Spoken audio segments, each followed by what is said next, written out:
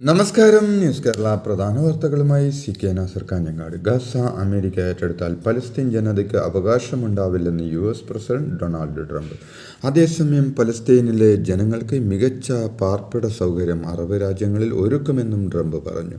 Jordan രാജാവ് Abdullah രണ്ടാമനുമായി ഇന്ന് വൈറ്റ് ഹൗസിൽ നടത്തുന്ന കൂടിക്കാഴ്ചയിൽ പലസ്തീനിലെ ജനങ്ങളെ മാറ്റിപ്പാർപ്പിക്കണമെന്ന് ഡൊണാൾഡ് ട്രംപ് ആവശ്യപ്പെടുമെന്നും റിപ്പോർട്ടുകളുണ്ട്. അമേരിക്ക ഗാസ സ്വന്തമാക്കുമെന്നും മനോഹരമായി പുനർനിർമ്മിക്കുമെന്നും ട്രംപ് കഴിഞ്ഞ ദിവസം പറഞ്ഞിരുന്നു.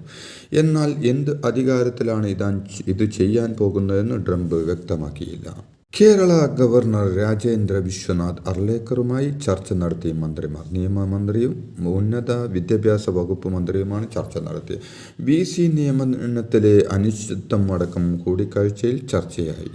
നെൽവയൽ തണ്ണീർത്തട പരിധിയിൽപ്പെട്ടാലും ഡാറ്റാ ബാങ്കിൽപ്പെട്ടാലും താമസിക്കുവാൻ സ്വന്തമായി വീടില്ലാത്ത കുടുംബത്തിന് വീട് വയ്ക്കാൻ പഞ്ചായത്തോ നഗരസഭയോ അനുമതി നൽകേണ്ടതാണെന്ന് മുഖ്യമന്ത്രി പിണറായി വിജയൻ പറഞ്ഞു. ഗ്രാമപഞ്ചായത്തിൽ 10 സെന്റും നഗരത്തിൽ 5 സെന്റും സ്ഥലത്ത് വീട് വയ്ക്കാനാണ് അനുമതി നൽകേണ്ടതെന്ന് TI മധുസൂദനന്റെ ശ്രദ്ധ ക്ഷണിക്കലിന് നിയമസഭയിൽ മുഖ്യമന്ത്രി മറുപടി നൽകി. സംസ്ഥാനത്ത് കിഫ്ബി പദ്ധതികൾ നിലയ്ക്കുന്നുവെന്നതിൽ പ്രതിപക്ഷ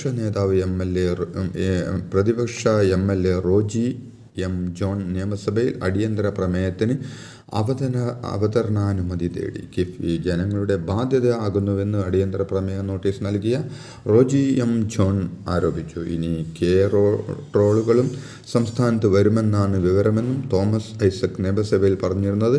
കേരളത്തിലെ ഒരു പാലത്തിനും റോഡിനും ടോൾ ഉണ്ടാകില്ലെന്നായിരുന്നു. എന്നാൽ ഇപ്പോൾ സ്ഥിതി മാറുകയാണെന്നും റോജി ജോൺ പറഞ്ഞു. കിഫ്ബി ഇപ്പോൾ വെന്റിലേറ്ററിലായെന്ന് പ്രതിപക്ഷ നേതാവ് VD സതീശൻ ആരോപിച്ചു. ഇത് ഊരേണ്ടത് എപ്പോഴാണെന്ന് ചോദിക്കേണ്ട അവസ്ഥയാണെന്നും കിഫ്ബി പരാജയപ്പെട്ട മോഡലാണെന്നും കിഫ്ബി ആരുടെയും തറവാട് സ്വത്ത് വിറ്റ പണം അല്ലെന്നും മോട്ടോർ വാഹന സെസ് ആണ് കിഫ്ബിയുടെ അടിസ്ഥാനമെന്നും അദ്ദേഹം പറഞ്ഞു. കിഫ്ബി ട്രോളിന്റെ കാര്യം പറഞ്ഞ് ആളുകളെ ആശങ്കയിലാക്കേണ്ട കാര്യമല്ലെന്ന് ധനമന്ത്രി KN ബാലഗോപാൽ. കിഫ്ബി വഴി വരുമാനദായക പദ്ധതികൾ ഇനിയും കൊണ്ടുവരുമെന്നും കിഫ്ബിക്ക് ട്രിപ്പ് കൊടുക്കേണ്ട അവസ്ഥയൊന്നുമില്ലെന്നും ധനമന്ത്രി പറഞ്ഞു. ട്രിപ്പും ബൂസ്റ്റും കൊടുത്ത് BJPയെ വളർത്തുന്നത് പ്രതിപക്ഷമാണെന്നും മോൻ ചത്താലും മരുമകളുടെ കണ്ണീരെന്ന നയമല്ലേ ദില്ലിയിൽ കോൺഗ്രസ് എടുത്തതെന്നും ധനമന്ത്രി ചോദിച്ചു. റോജി ജോണിന്റെ മണ്ഡലത്തിൽ വരെ വികസനം എത്തിച്ചത് കിഫ്ബിയാണെന്നും ധനമന്ത്രി ചൂണ്ടിക്കാട്ടി.